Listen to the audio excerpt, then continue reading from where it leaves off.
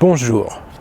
Dans cette vidéo, on parle de l'impact des changements de type d'organisation au niveau individuel et de comment ça peut être accompagné. Cette vidéo est issue d'une discussion que j'ai eue avec David Mathey-Dorey. Il se présente dans la vidéo ici. On a abordé beaucoup de sujets autour de l'agilité, du changement dans les organisations et de la place de l'humain dans les organisations. La conversation, je l'ai découpée en plusieurs différentes vidéos selon les sujets qu'on traite. Vous retrouverez les liens vers les autres vidéos de cette discussion dans ma playlist Interview, qui doit apparaître ici, et aussi dans les notes de la discussion, ici en dessous, où vous retrouverez aussi les liens utiles pour en savoir plus sur David Mathey-Dorey et son approche. L'approche en gouvernance distribuée, c'est vraiment on change où il y a besoin de changer pour libérer du temps, pour libérer de l'espace, pour libérer de la créativité et pour faire en sorte vraiment que chaque personne puisse faire au maximum les tâches dans lesquelles elle a du talent, du plaisir, pour faire en sorte vraiment qu'elle soit le plus présente et la plus motivée au travail. Donc là, on en arrive à cet aspect d'identifier en fait chez les individus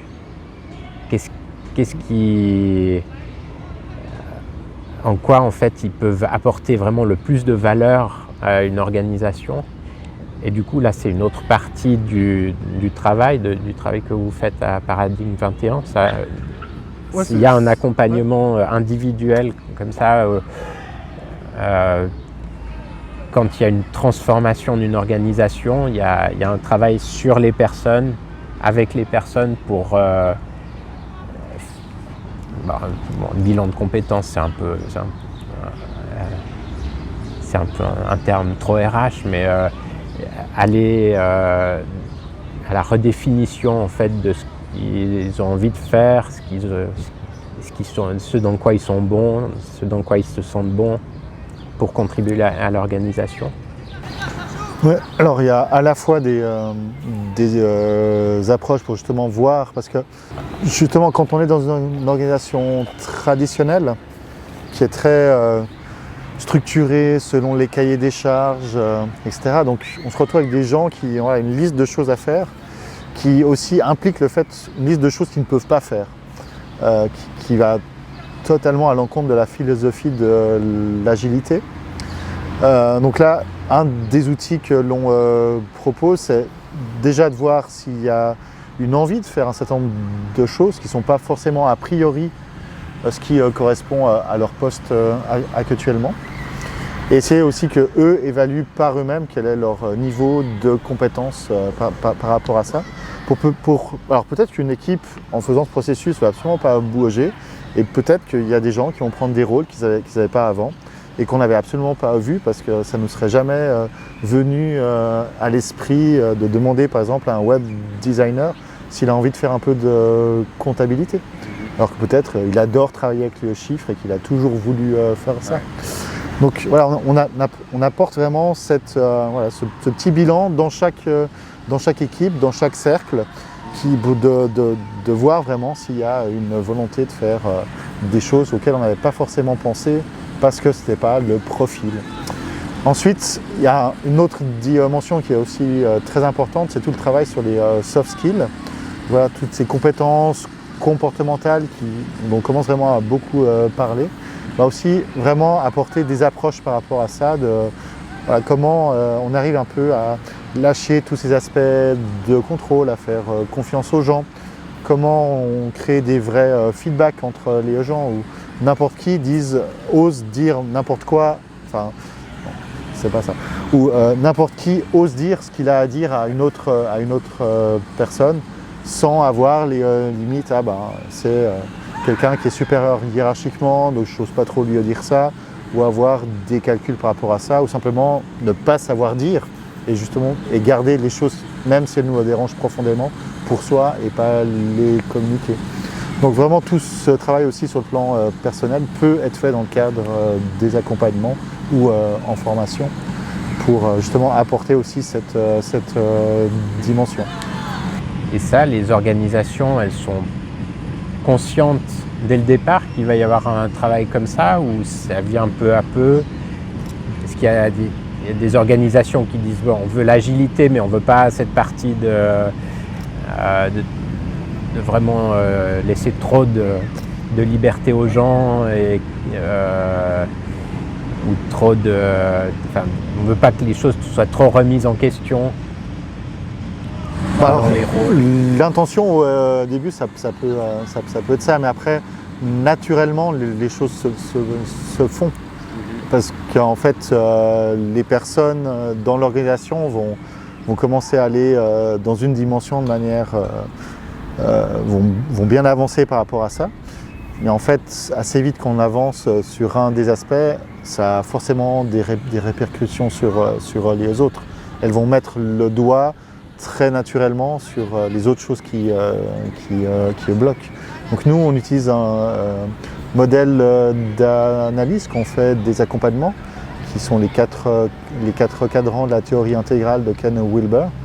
Et justement, ces quatre cadrans parlent à la fois des aspects collectifs et des aspects individuels, et de ce qui se voit de l'extérieur, et de ce qui se passe à l'intérieur, de vraiment tous les aspects plus culturels ou vraiment individuels par rapport à une personne.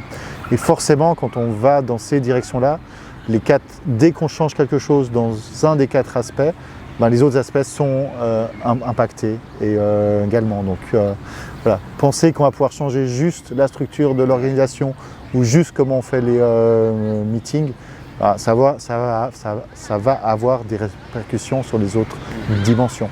Donc ça se fait de manière inéluctable, qu'on le veuille ou non. Et après, on peut choisir d'aller vite dans un domaine ou pas.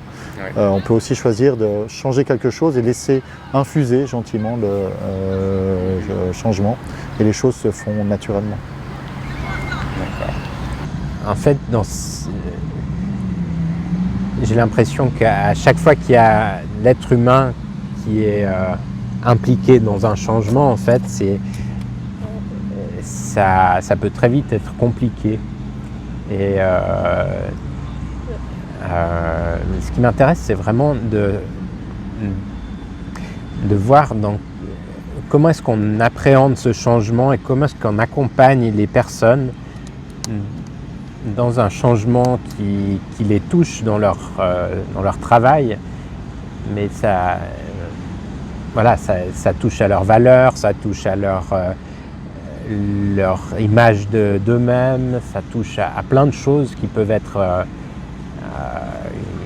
qui peuvent déranger ou qui peuvent créer un inconfort et du coup qui peuvent empêcher le changement. Justement, il y aura une résistance au changement si c'est trop inconfortable. Comment est-ce qu'on accompagne les gens là-dedans? Est-ce qu'on le fait, comment est-ce qu'on les accompagne en tant que groupe et puis après en tant que personne individuelle comme ça? Alors, nous, vraiment, notre parti pris, plutôt que de vouloir anticiper tous les blocages, toute la résistance au changement qui va forcément avoir lieu à un moment donné, c'est faire vivre les gens, l'expérience, qu'est-ce que ça implique pour eux, et de vraiment mettre en place cette culture de partager ce qu'on trouve bien, ce qu'on trouve moins bien, ou est-ce qu'on pense que ça bloque encore. Voilà, vraiment être dans cet échange et apporter cette liberté aussi de s'exprimer sur la transformation et sur le changement, et être capable d'accueillir les feedbacks aussi bien positifs que négatifs. Et voilà, c'est vraiment on vous met dans le système, on vous fait vivre l'expérience, on vous demande juste un peu de temps, de ne pas avoir un jugement définitif après une expérience, de peut-être la multiplier. Et justement, par l'approche plutôt incrémentale qu'on propose, il y a des choses qui convainquent, puis il y a des choses qui convainquent moins. Et chaque organisation est libre d'adopter certaines pratiques ou pas. Et ça permet aussi de créer un système qui est le plus adapté aux envies de la direction, à comment fonctionnent les personnes en interne, aux priorités, aux choses qui sont moins importantes. et vraiment de faire en sorte de créer un système qui s'adapte par rapport à ça. Mais également, on met toujours en garde avant de commencer tout accompagnement que quand on fait une telle transformation, les statistiques montrent qu'il y a à peu près 10 à 15% des personnes qui ne vont pas l'accepter, qui vont vraiment pas pouvoir s'adapter à ce système-là et qui vont partir à un moment donné. Généralement, on espère le plus rapidement possible. Mais voilà, c'est de facto, il y a en effet un petit pourcentage de personnes qui ne sont pas d'accord de rentrer dans un tel fonctionnement. Et c'est tout à fait OK. Mais il faut être prêt, il faut savoir qu'il va y avoir des départs dans une organisation quand on change de système de gouvernance. Mais comme un petit peu tout changement, oui, il y a des gens pour qui ça va convenir et pour d'autres pas. Si vous avez une question à nous poser, à David ou à moi, suite à cette discussion, eh bien, notez-la dans les commentaires et on se fera un plaisir d'y répondre. Merci beaucoup d'avoir regardé cette vidéo.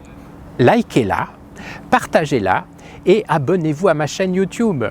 J'ai beaucoup de plaisir à réaliser ces vidéos et chaque nouvel abonné, c'est un réel encouragement pour moi. Merci. Passez une très bonne journée. À très bientôt.